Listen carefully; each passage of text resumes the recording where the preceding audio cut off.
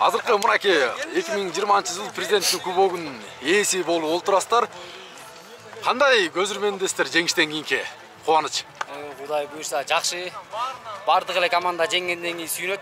Биз табыдан кубанычтабыз. Былтыркы оюндарда президенттик кубокто жеңилип калганбыз ушу командадан. Кудайым буйрук болгон экен бизге. Бул жеңишти бизге болуп кетти Кудай. Оюн. Эсеп саны ушундай болот деп күттүңүздөр беле? Биз эсеп саны мындай болот деп эч күткөн эмеспиз. Былтыркы чемпион команда болгондон кийин булардан биз абдан коркуп чыкканбыз оюнда. Балдар эмне өзгөчөлүк кылды бүгүн? Сиздин капитандык жетекчилигиңиздин негизинде ынтымак командасынын даярдыгы боюнча.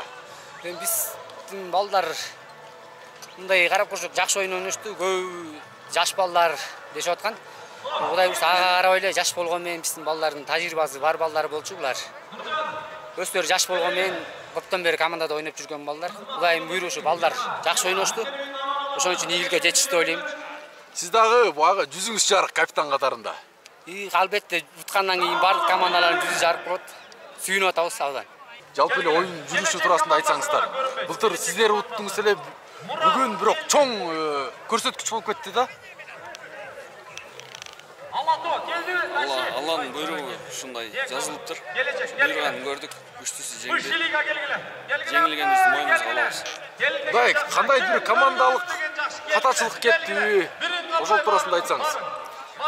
Аны мен азыр айта албайм. Без комментариев.